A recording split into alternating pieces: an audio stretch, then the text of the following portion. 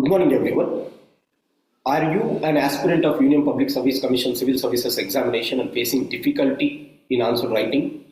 And if you are facing that problem, I am going to make some videos which is going to help you in clearing this mains examination for those who are writing this year and those who are writing in the subsequent years in the upcoming days. So this is Dhananjay Reddy coming out with a free lecture on how to effectively write mains answers for Union Public Service Commission examination for all the subjects, be it GS paper 1, paper 2, paper 3, paper 4 along with essay writing. So this is going to be entirely a free course where every day I will be releasing 2 videos on how we have to strategize our answers. To start with and to give a brief description of it, I will be taking the subject of economics, which is a part of GS paper 3. So what are the things that we have to focus when we are writing for the mains or whenever we are writing the mains answers? There are 3 jewels, the trinity of effective answer writing. The first one is we have to look at what is the syllabus. We have to analyze how the syllabus is framed. Second thing is we have to analyze the previous year questions. We should understand the trends, how UPSC is focusing from different subjects that were given in the syllabus. The third one is we should be able to comprehend the previous year questions, the trends, along with we should also focus on the current affairs that has been asked in the last 1.5 years to 2 years, and we have to mix that with the syllabus component. Because UPSC focuses on static as well as the current affairs of day-to-day current affairs. That is what they have given in the syllabus. So let's see on how to effectively make our answers, thereby we get decent scores and we will clear mains and we will be there for the personality test. So to start with, please allow me to share the screen.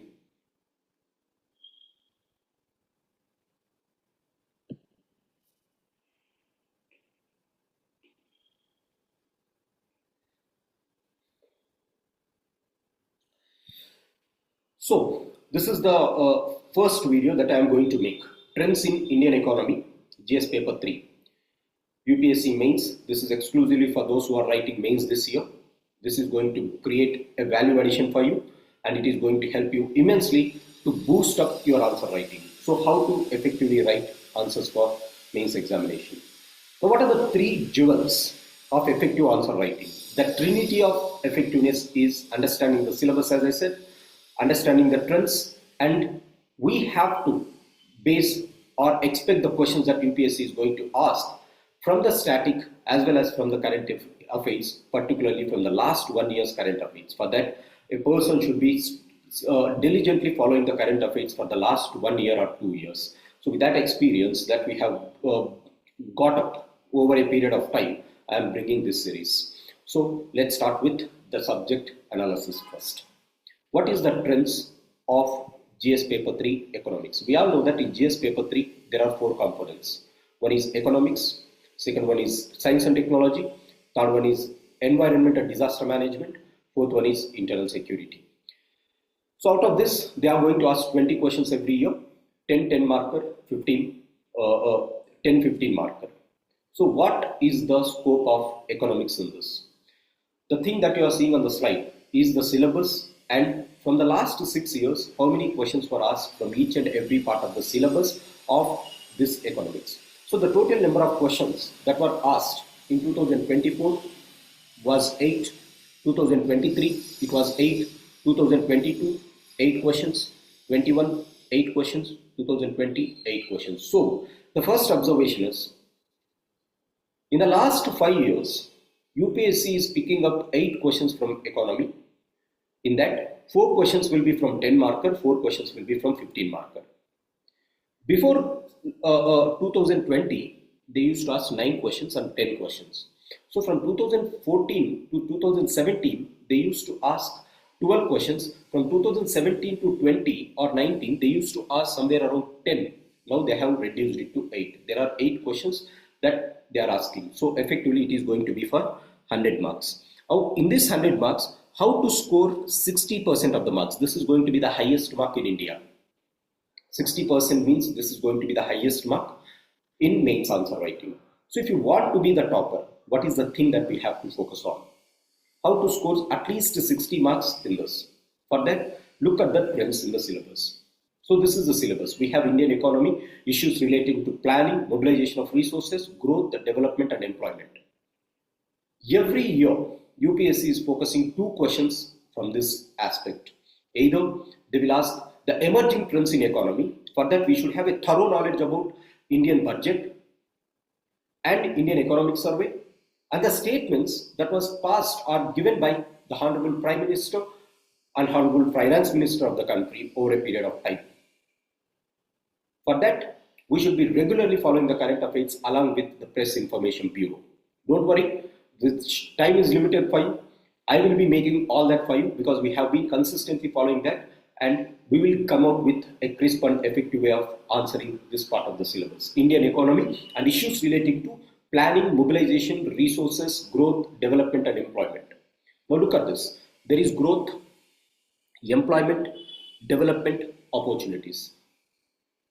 They are asking 2 questions, one 10 marker, one 15 marker. On an average, we can expect this year also 2 questions. What would be the thing that we can expect this year for all those who are writing? This year, they can ask a question on how India can reach 2047 and ensure that India is going to become a Viksit Bharat country. Viksit Bharat is the theme that we are expecting. And then in the employment opportunities, they can ask a basic static question on employment, how to calculate unemployment in that country, what was the employment data in the country over a period of time. These are the things that we can expect. So this is first most important aspect. The second thing, which is extremely important, not only for economy, but for the entire general studies answer writing, is inclusive growth and issues arising out of it. Now, why this is important? Inclusive growth is the reason for which we are becoming the officers. Today, the country is suffering or it is having some problems of non-inclusive growth. When we become the officers, we have to understand the society and we have to contribute for the inclusive growth of the country. As a result, we find the inclusive growth in the alleviation of poverty, in the social sector initiatives, in the development and giving of social justice for the people, and to look at the welfare of the people in economic terms. Thereby, we can achieve good governance. As a result, what do we mean by this? Inclusive growth is a topic where we can find questions in GS paper 1, society, GS paper 2, governance, GS paper 3, economic welfare, GS paper 4, good governance. This is the scope. Exclusively in economics, we can expect 1 question in the inclusive growth. A very simple theme where there will be 1 15 marker or at least 10 marker from this angle. Third one is government budgeting. Government budgeting is a very, very easy thing for us to prepare. Why? We can expect the question very easily. There are only 2 questions here. They can ask a static question on what are the components of budget, which we have discussed in our class. The second thing that they can ask is the latest budget. Only 2 things are there, just we have to follow it. Once we follow that, it is going to be helpful for essay writing as well as substantiation of the answers in general studies also. So these are the 3 areas which are important as far as economics is considered in the first instance. This is followed by the sectors of economy where we will find agriculture, industries, infrastructure. In agriculture, every year they are asking 1 question on major crops and cropping patterns of the country. Every year they will ask a question. How the cropping patterns are being changed? What is the advantage of growing less water intensive crops like millets? Why we are growing rice and wheat to that an extent compared to other crops in the country? What is the impact that rice and wheat is going to create on the so-called groundwater table? So this is all the cropping patterns and how cropping patterns are varying in the country. We can expect definitely 1 question this year also because economic survey has covered this. Right. So this is a very simple thing where we can expect the question and we can write a good answer. Next one is different types of irrigation and irrigation systems. This is also 1 question where the probability of asking the question is very, very high. 1 area where the probability of asking the question very high. Again, different types of irrigation and irrigation systems. This is very simple, ladies and gentlemen. The reason is we have only 3 types of irrigation systems. Whether you go for canal irrigation, tank irrigation or well irrigation. They are focusing on the so-called well irrigation, because this is the dominant irrigation systems in the country today. After that, depending upon the surface irrigation versus micro irrigation. So they will ask whether you are giving it on the surface or whether you are going for drip irrigation or micro irrigation. This is the probable area where they will be asking the question, and this is again a very simple thing to prepare. Next one is storage, transport, marketing of agricultural produce and related constraints. Now this is one area where the probability of asking the question is very, very low. In the last 6 years, they have asked only 2 questions. That too, one with the so-called e-national agricultural market. The second thing is labor reforms, and something is related to the so-called how it has helped marketing reforms in the country. So again, unless and until this is not in the current affairs, they are not going to touch this question: storage, transport, marketing. Otherwise, it will be just a static question. E-technology in the aid of farmers is the next one, where there are 2 questions, or they have asked 2 questions here. So what we have to prepare here? How technology is helping the farmers, particularly in marketing, storage and transport of agricultural produce. What we have to prepare? In GS paper 2, there is a topic called Digital India, where we are digitalizing our economy, digitalizing our governance, digitalizing our society. In that context, we have to apply how technology is used for agriculture. A very simple thing. They are going to ask directly from the static component here, and we can expect the question here also. So there is one question if they ask, that is the thing. Next one is issues related to direct and indirect farming, farm subsidies and minimum support price. And again, if there are questions from this, there was only one question. This is going to be like giving you a banana by peeling it off. So we have to just gulp it. So this is as simple as it. So issues related to direct and indirect farming, minimum support price, they are going to ask one question, but this is a least or the probability of asking the question is very, very less here. Public distribution system, again they have 2 questions here. In the last 6 years, what are the objectives, functioning, limitations of public distribution system, revamping? It takes hardly 30 minutes to prepare this. Public distribution system, what is it? What are the objectives? What are the functionings, limitations, revampings? With that 30 minutes, you can prepare this entire topic. Wait for the videos. I'm going to make it. You'll be prepared to the best in this.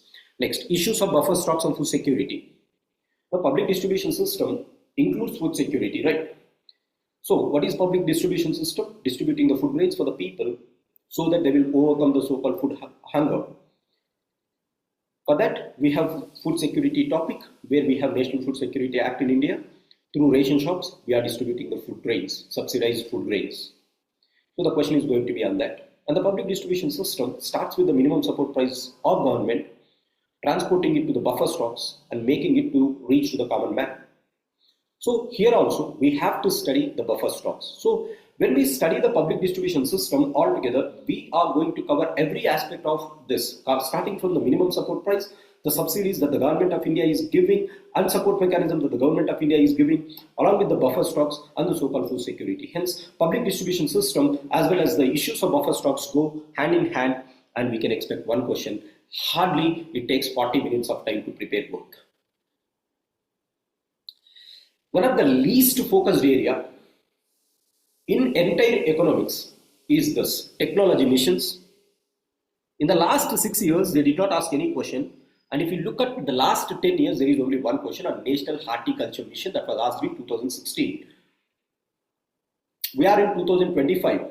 We are going to write 2025 exam. Which means the last 9 years, there was no question here. So very least area of asking the question. And how much time it takes to prepare technology missions? Hardly 15 minutes. Why 15 minutes? We should know what is the framework to write the technology mission. We all know that technology missions was started by Srimati Indira Gandhi in the form of Green Revolution, which was a technology mission. And at the large scale, it was started by Prime Minister Rajiv Gandhi under various heads of technology missions. So that is what we have to focus on. When they give a framework for technology mission, we should have a skeletal framework, so thereby we can come and pick it up. So this is again a least focused area. Economics of animal rearing. They have asked again, this is another released area, but we have to focus this. Though they have not asked any question from this slide, we have to be very careful here. The reason being, this economics of animal rearing go hand in hand with agriculture.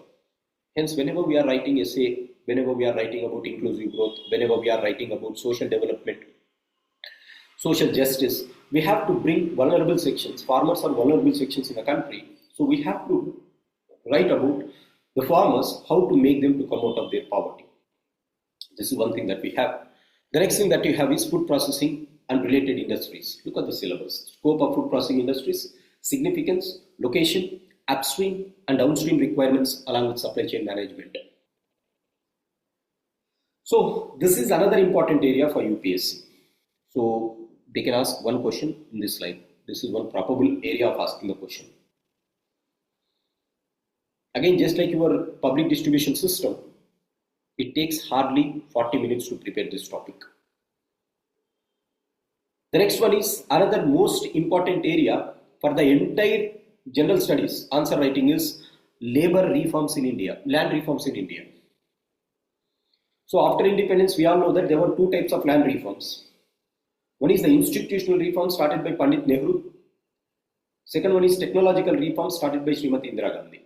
In the institutional reforms, we know that there are some land reforms like the Zamindari abolition system, the land ceiling acts, the tenancy reforms and cooperativization movement started by Acharya Vinoba Bhave. That is Gramdhan and Bhudan. And Srimati Indira Gandhi has started one technology mission which is also known as a land reform, by the way, because she has substantially increased the production from this land through Green Revolution. And again, we can expect a question here. Very simple, whatever I said, we have to give a framework for it. We have to write what are the success stories, what are the limitations of it. That is what they will ask. Very simple thing. Next, most important aspect for this year mains examination is effects of liberalization on Indian economy, because we have seen, unfortunately, the demise of our former Prime Minister and Finance Minister of the country, Shri Manmohan Singh ji. So on that line, this year we can expect a question on effects of liberalization on Indian economy, how it has created a drastic impact in changing the lives of the people, and how it has promoted to the inclusive growth, and what was the negative impacts of liberalization, particularly in the context of the inequalities. These are the things that they can ask. Changes in the industrial policies over a period of time and effects on industrial growth. So they have asked only one question, but this year they can ask one question from this slide. What do I mean by this? This is again a very, very simple theme, guys. Don't make the things complicated. Keep as simple as possible. It is going to work. So effects of liberalization on the Indian economy, they are going to ask one question. Infrastructure. The underlying asset which propels the economy is called infrastructure. How many types of infrastructure are there? In the syllabus, they have given only two types of infrastructure. One is energy infrastructure, particularly the electrical energy and other forms of energy, which is again used in GS paper 3, science and technology and environment. Sustainable development is there, right? That one, along with this transportation infrastructure, where you have the four aspects of transport, that is ports, railways, roadways, these things. So this is one area where they can pick up the question, because economic survey has spoken about it. And investment models. Most probably they will ask on public-private investments, PPP model, public-private partnership. So if you look at this way of asking the questions, one thing that I wanted to point out is, in the last 5 years of UPSC mains examination, particularly from GS paper 3, there are 8 questions, and all the 8 questions, they have not missed from the topics in the syllabus that they have given. UPSC has given officially the syllabus, and the questions were never deviated from the official syllabus. Unlike your prelims, which is subjected to open sky, the questions can fall from anywhere, but mains is not as such. We can expect the question. That is the beauty of mains. Hence, what I say is, for Union Public Service Commission, prelims is difficult. Civil Services Examination, prelims is difficult. Mains, we can manage. With the preparation that we have for the prelims, with the focus that we have kept on prelims, if you are keeping that on the mains, we could easily clear mains, and we can expect to get a rank below 100. What is the strategy? The strategy is follow my strategy that I am going to say in the upcoming classes. You are going to become a master in answer writing, and you are going to see a drastical change in your answers. All the papers I am going to make, and it is going to be completely given for free of cost. Right, so we started with the economics model. So this is a trend. So where to focus on? There are some 12 themes. Definitely an Indian economy, issues related to planning. Second, inclusive growth. Budgeting, very simple, major crops, cropping patterns, different types of irrigation, storage, e-technology, direct and indirect subsidies, public distribution system, buffer stocks, economics of animal rearing, land reforms, liberalization impacts, infrastructure and investment models. So based on these trends, we should focus on our preparation. Now, how much time it will take for preparation of entire economics? Throughout the year, we will be preparing. It doesn't take more than 5 days to prepare these topics. More than 5 days. I will make in the next 5 days some videos, follow that, and just practice what I say. It is going to be helpful. So this is the trends in asking the questions as far as economics is considered. Now, the next thing that we have to do is, we have to look at what are the questions that they asked. So what I said, first thing is, we should understand the syllabus. The syllabus is this, and we should ask the trends. So I have given a mixture of syllabus and trends together in this flowchart. In this table, it includes both syllabus as well as trends. The next thing that we have to do is, we have to look at the questions that have been asked. Effectively, we have to know the answers for it. Once this work is done, we have to link it with the current affairs that were there in the last 1 year. That will make us ready within 5 days for these 8 questions for those who are writing mains this year. And the same strategy will be applied for anyone, whoever is facing difficulty in writing answers. So always remember, there are only 3 jewels, just like Gautam Buddha has said, the 3 Ratnas. The 3 Ratnas here are also these things: syllabus analysis, trend analysis, knowing the answers for the previous year questions, and expecting some questions based on the recent current affairs. So this is the first thing that I wanted to say in this class, trend analysis and how we have to prepare. How many days? 5 days, economy. Today it is 12th of June. By 17th of June, we have to complete it, whereby I will be moving to the next topic also. What are the questions that they asked? The first topic, Indian economy and issues related to planning, mobilization of resources, growth, development and employment. Look at that, the total marks that they are asking and the years that the questions are asked. So I said more or less 2 questions are coming from this segment. This is having a wider scope among entire syllabus of economy. This is the one which is having a greater width, where the questions can come from any place. Look at this. What are the causes of persistent high food inflation in the country, and how monetary policy of the country is going to help you to tackle this? Why they asked this question? India has been reeling under high inflations in the year 2023 and 22. That is why they asked this question in 2024. Those who are following the current affairs, after COVID-19, we have seen high levels of inflation. As a result, they asked this question. Now, how to control that inflation and how monetary policy is going to help it? Again, this is a very simple question. Those who know what is inflation topics, right? Discuss the merits and demerits of 4 labor codes that were introduced by Government of India. What has been the progress so far in this regard? Oh, when the labor codes was introduced by the Government of India in the year 2018 and 19, unfortunately, they did not ask the questions on that day. After 5 years after implementing them, they have asked the question, which means UPSC is focused more on the result rather than just implementation of the scheme. So they are not bothered about introduction of the scheme. Implementation of the scheme is important for them. Progress. How? 5 labor codes. That's again in 2024. What is the status of digitalization in Indian economy? Examine the problems faced in this regard and suggest some improvements. Directly they have taken it from Economic Survey of 2023 and they have asked this question. Status of digitalization in Indian economy. Right. Most of the unemployment in India is structural unemployment. Examine the methodology adapted to compute unemployment in the country and suggest some methods to improve. Static question. What is structural unemployment? What are the computational methods? What are the challenges? What are the solutions? A direct question, because they have given in the syllabus itself, they have given employment, where we'll study about employment, unemployment things, and then we have to take the answer from that and we have to write it. A static question here. Economic growth in the recent past has been led by increased labor activity. Explain the statement, suggest the growth rate patterns that will lead to more jobs without compromising labor productivity. Again, this is speaking about how to promote jobs and how we can improve the productivity of the labor.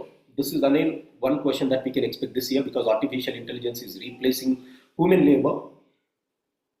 As this is the trend at the global level, how India should be prepared to tackle such issues. That is the reason why they asked this question, and we can expect this year also that type of question. So this is one thing. Do you agree that Indian economy has recently experienced V-shaped recovery? Give reasons for your answer. Now, why V-shaped recovery? After COVID-19, Government of India has seen V-shaped recovery, so they are asking the question. There were two shaped recoveries. One is V-shaped, the second one is K-shaped. Few economists argued that we have followed the V-shape. Few economists argued that no, there were some inequalities. As a result, this is not V-shape, this is K-shape. This is the discussion that was prevalent in the years 2020 and 21 post-COVID. Those who have followed the current affairs of that years, they know this. This was a widely discussed topic among the economists. As a result, they have asked this question. Again, this is from the current affairs as well as economic survey of that year have discussed it.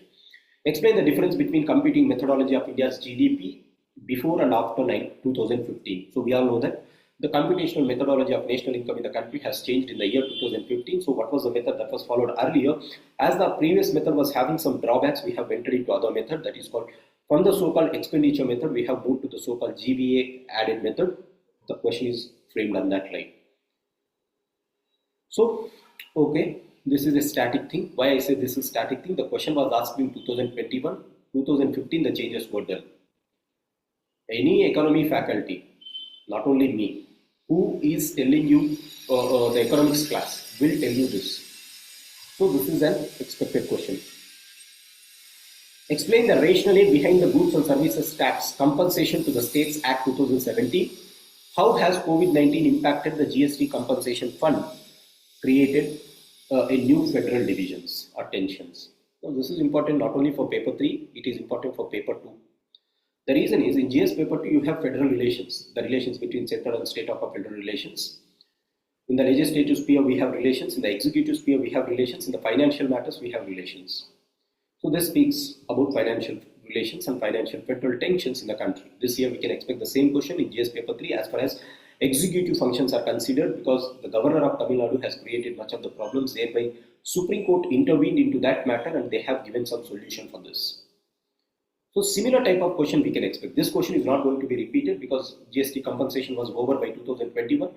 So they have asked it in 2020. Again, this is a very simple thing, a very static thing I say, because GST was introduced in 2017. Any faculty who has dealt economy will be dealing it. What is this compensation? Why we were given this compensation and how it has created the federal tensions. COVID-19 particularly has created it. Define the potential GDP and explain its determinants. What are the factors that have been inhibiting India from realizing the potential GDP? We all have the potential to work hard, but unfortunately, in reality, we will not be working hard. So what are the things which are stopping me or you to reach to our potential? If I want to make a video, I can make a video of higher potential or lower potential. What is stopping me? We have to analyze it and we have to make it. So that same thing applies for economy also. India has the highest potential to reach the GDP, but unfortunately we are not doing it because of some challenges. What are that challenges? That is what they have asked. A basic common discussion in economics. Do you agree with the view that the steady GDP growth and low inflation have left the Indian economy in good shape? So before COVID-19 is the thing. There was no inflation at that time. Monetary Policy Committee successfully contained the inflation in the country. But after 2019, inflation levels increased. As a result, in 2024, they asked the first question that you are seeing on the screen. Right. So this question and this question, ladies and gentlemen, if you carefully observe, there is some relation here because this is the trend that they are observing. So if you do observe the trends of inflation, recently Reserve Bank of India, last week they have reduced the repo rate and reverse repo rate because the inflation levels are within the targeted levels. So again, inflation is one thing that we have to follow when they ask the question. That is what the analysis is. Enumerate the indirect taxes which have been subsumed into GST. Also comment on the revenue implications of GST introduced on 1st July 2017. Right? This is also one question, a very static question. At that year, this was a current affairs question. So these are the questions. So if you look at this first topic, ladies and gentlemen, as I said, there are 2 questions every year. The questions that have been asked is this. How the questions are being asked here? They are based on current affairs. For that, we should know some themes like employment, inflation, challenges in the Indian economy, particularly pertaining to the mobilization of resources, growth, GDP, calculations, all this. So it was a mixture of static as well as current affairs. So you have to be thorough in static to answer this. Going to the second component, inclusive growth and issues arising out of it. Every year there is one question. Normally there will be a 10 marker. If we are fortunate enough, there will be 15 marker question. Inclusive growth is one thing which is extremely easy for everyone to write the answers. The reason is, inclusive growth is nothing but I have to ensure that everyone will come with me in my growth process. They will be asking these type of questions. So examine the pattern and the trends of public expenditure on social services in the post-reforms period in India. To what extent this has been in consonance with achieving the principles of inclusive growth in the country. How far it has helped in order to achieve the concepts of inclusive growth in the country. How far it has helped to achieve the objectives of inclusive growth in the country. This is what they have asked. In order to achieve inclusive growth, I have to go for social sector initiatives. And social sector initiatives, what are those? Over a period of time, the government of India has introduced. That is what they are asking. So inclusive growth includes women, inclusive growth includes intergenerational growth, intragenerational growth. It focuses on the so-called sustainable development. All this will be a part and parcel of this. The second question was on that, women empowerment. How to distinguish between care economy and monetized economy. How can care economy brought into monetized economy through women empowerment? Right. So this is, first thing is, this is static. What you should know, what is care economy, what is monetized economy. In our regular classes, we have discussed this. So don't worry, this is a very simple question again. Women empowerment. Normally, what is care economy? The domestic care that the woman does inside the house, for which they are not getting any amount, is called care economy. How to ensure that this will be transformed into monetized economy. Say for example, if my mother is working in my home making dosa for me, I will not pay her the amount. If she is making it outside and if she is selling it, she will get 20 rupees or 30 rupees. That is the thing. That is called monetized economy. How it is going to empower my mother. As simple as this. So this is one thing that we have to study. Is inclusive growth possible under market economy? Market economy in the sense post-liberalization, we have market economy. Before that, we have command economy under government. State the significance of financial inclusion in achieving the inclusive growth. So they are discussing again a similar trend. Post-reforms period, we have entered into the so-called market economy, and they are asking this question. How far financial inclusion, how far providing the services of finances to the people, that is formal financial institutions, is going to help here. Explain the intragenerational and intergenerational issues of equity from the perspectives of inclusive growth and sustainable development. Intergenerational and intragenerational equity. Intra means within the same generation, intergeneration means between the generations. There are some non-inclusive growths. What are the causes for this and how this is going to hit the so-called the inclusive growth of the country and sustainable development of the country. So when we come to this topic, we'll discuss all this. It is argued that the strategy of inclusive growth is intended to meet the objectives of inclusiveness and sustainability together. Obviously, inclusive growth will result in everything. It results in the positive impacts in the country. As a result, this is what they are asking. So again, an expected question here. inclusive growth. Now, even though we are unable to expect the question here, we will have the content to modulate our content and write the answers for any question that they are going to ask. Whatever the question that they ask, if you follow my lecture that I am going to make an inclusive growth, you will be ready to make answers for anything that they are going to ask, not only in GS paper 3, but in paper 2, paper 1 and paper 4 also. This is what I can say. Next one is government budgeting. Simple as I said. They will ask components of the budget, or they will ask the public expenditure management is a challenge to the government of India in the context of post-liberalization period. So public debt management, that is deficits, how this has been difficult in the post-liberalization period. They have asked these two questions. So we will look at government budgeting. When I come to this topic, we will discuss all these things.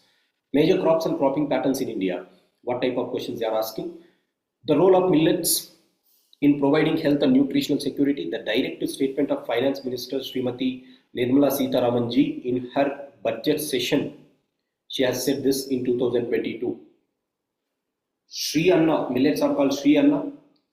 This is going to help for the development of health of the individuals, nutritional security of India, and she has given a statement. Shri Anna is going to nurture the human body and nourish the nature. Right, so there is some link between millets, growth of human health and sustainable development. That is, along with this, we are going to take care of our Mother Earth. So this was an expected question. Explain the changes in cropping patterns in India in the context of changing in the consumption patterns and marketing conditions. Today, the marketing conditions of the people as well as the consumption patterns of the people have been changed. My mother used to make dosa by preparing the dosa barter by herself. Today I am going to bring that dosa barter outside. The consumption pattern has been changed. The marketing patterns have been changed. As a result, the cropping pattern is also changed. So the cropping patterns will depend upon whether I have market, whether the consumption patterns of people are changed. Because consumption patterns defines the market. That market is going to define what I am going to produce. As simple as it. They are going to ask what are the changes in the Indian economy, particularly from the context of consumption, and how people's behavior is modulated in the present day 21st century. What is integrated farming? How it is helpful for small and marginal farmers? So different types of farming, social farming, integrated farming. We have some mixed farming, right? So row cropping, strip cropping, all these are the components of various cropping patterns in the country. So they have asked a direct question. This is static. What are the present challenges before crop diversification? How do emerging technologies provide an opportunity for crop diversification? So how do emerging technologies are going to help for crop diversification? The technologies, emerging technologies may be something like technologies in effective utilization of the land, technologies in the so-called effective utilization of the seeds, technologies in the effective utilization of water. So there are being various emerging technologies in every aspect of agriculture. So how that is going to help crop diversification? What are the major factors responsible for making rice wheat a successful system in the country? In spite of success, how this has become a bane for India? This is what I said. We have been excessively dependent on rice and wheat, which is creating an impact on the so-called Indian farmers altogether, or Indian water system altogether. What are the factors that led to the success story of rice and wheat? However, how it has impacted Mother Earth, particularly it has depleted the groundwater sources. The question is going to be asked. How far integrated farming is helpful in sustainable agriculture? This is again a previous year question that has been repeated in the year 2019 and 2022. This is the advantage of reading previous year questions. If you have prepared this in 2019, those candidates who have written in 2022 would have answered this very easily. So what I say, what is the takeoff from this? We have to understand the trends, we have to look at the questions, we should memorize the questions, we have to know the answers for the questions. Getting answers for the questions is the first thing that we have to prepare. Then mixing with the current affairs. That is as simple as this in answer writing. Next one is, so this is the thing. Next question.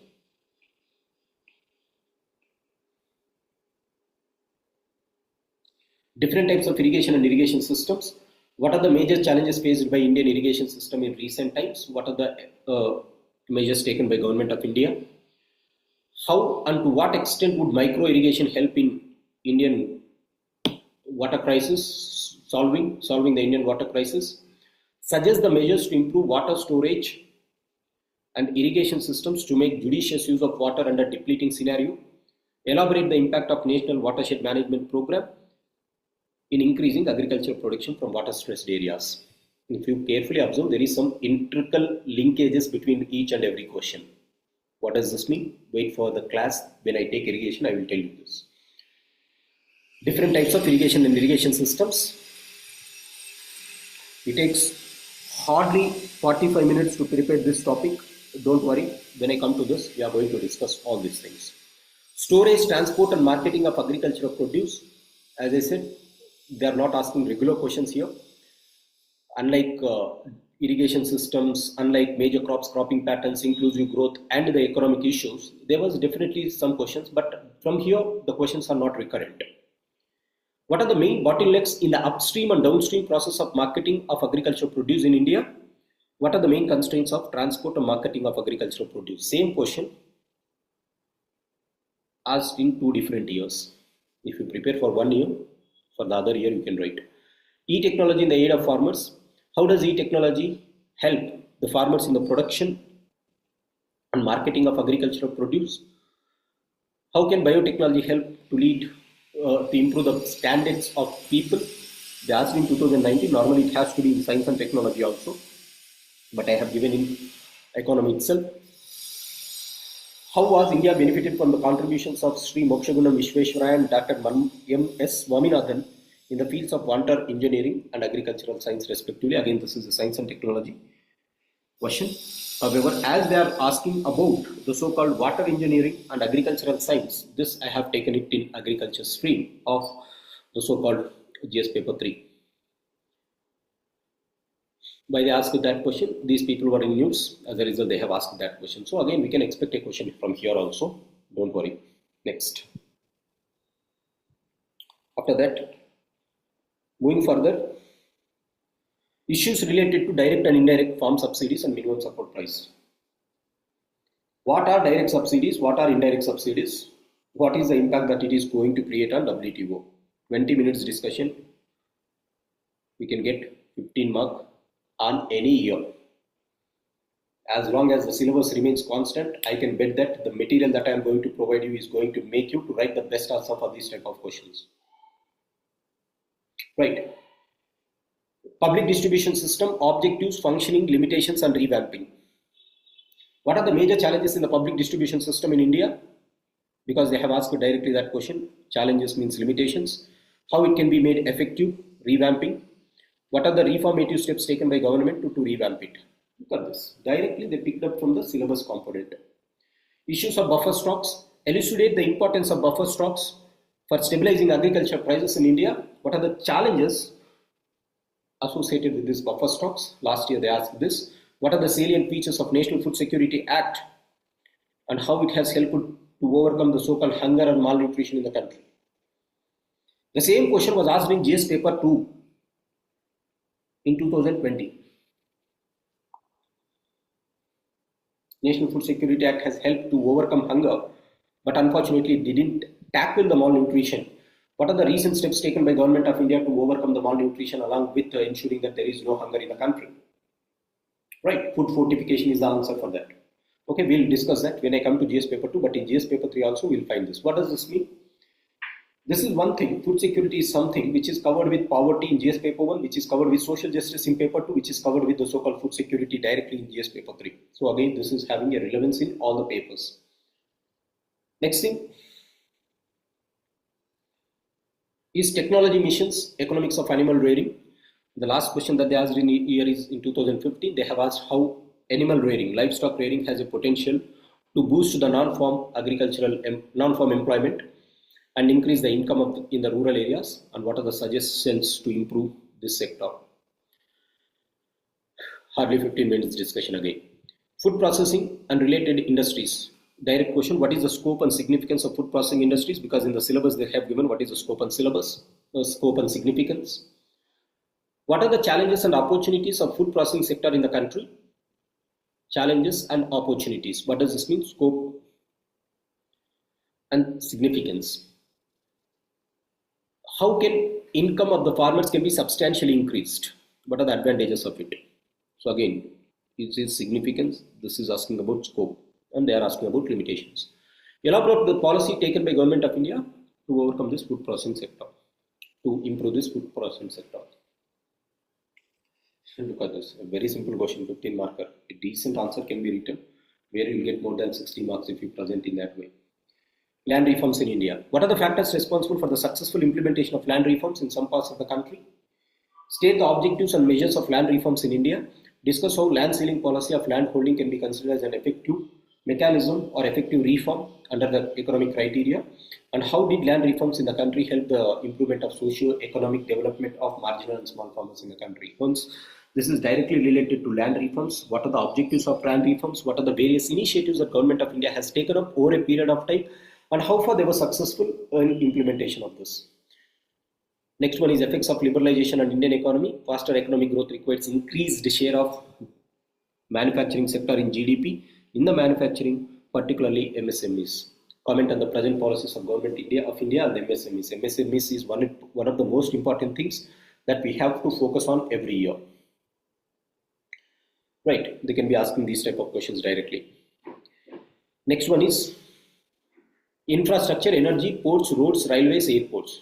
What is the need for expanding the regional air connectivity in India? In this context, discuss government's UDAN schemes and its achievements. I said Government of India will not be focusing on, UPSC will not be focusing on introduction of the programs. It will be asking on the performance, achievements of the program. Ude Desh ka Aam Nagrik. Let the common man in India fly. Because earlier, this scheme was launched in the year 2016 by Prime Minister Narendra Modi himself.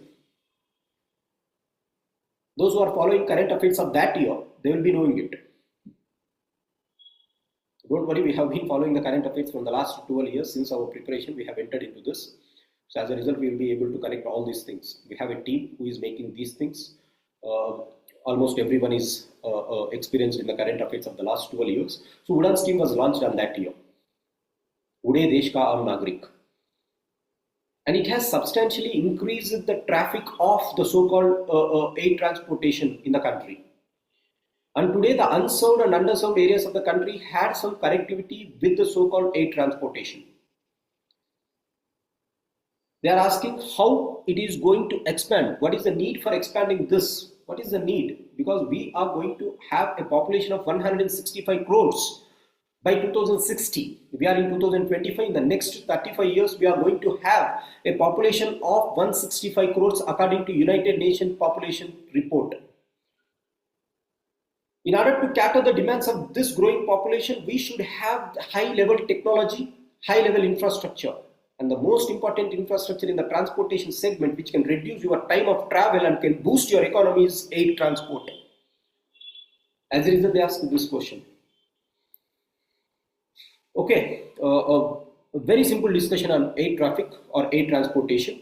It will take at least 20 minutes in our discussion. What do you think that India will meet 50% of its energy needs from renewable energy by 2030? Because Government of India has given this promise. Why they have asked this in 2022, in 2021 at Glasgow summit, when Prime Minister Narendra Modi visited for the UNFCCC summit. Prime Minister has given a commitment that India is going to generate 50% of its energy needs from renewable energy sources by 2030. The question is, are we going to meet it? Yes, today we are in 2025, we are going to meet it. Justify your answer. How will a shift of subsidies from fossil fuels to renewable energy helps in this objective? Investments in infrastructure is essential for more rapid and economic growth. Infrastructure, you invest in all these things, thereby the economy will propel. Discuss in the light of India's experience. So they are asking how India has witnessed it. We have to give examples. When we have invested on roads, railways, airways, waterways, energy infrastructure, how our economy has propelled over a period of time. This is what they are asking. Right.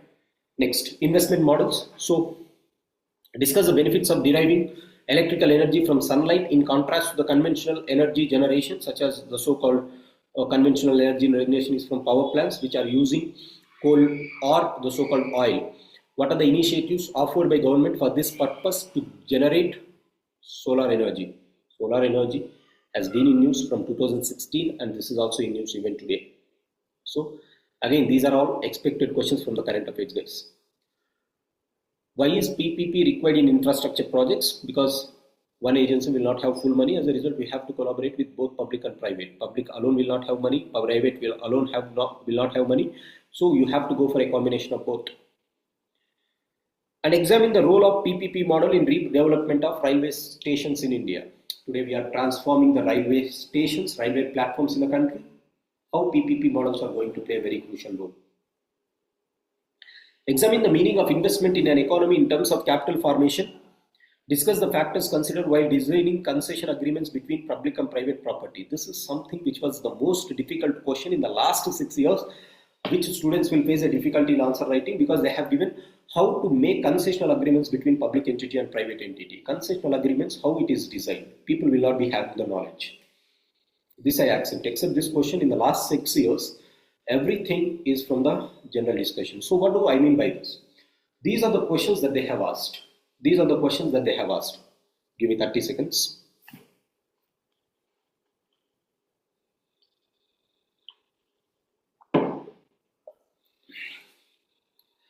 So these are the questions that they have asked from this trends. So I have given you the trends. I have given you this one. What are the questions that they asked? This is the trend analysis of economics in the last 6 years, 19, 20, 21, 22, 23, 24. I will be making in my next video, I will come after each and every theme in the syllabus. I will discuss how to frame the answers for every topic. Thereby you will be ready with the content answer writing. The only thing that you have to do is you have to practice some questions. Write. Every day write some 3 questions. That is going to help you. And I am also going to mix it with the related current affairs in the themes. The related current affairs in the themes. So this is my lecture number 2. So what is the summary of this? In order to write an effective answer, know the syllabus, know the trends, link the syllabus with the trends, understand, comprehend how the questions are asked.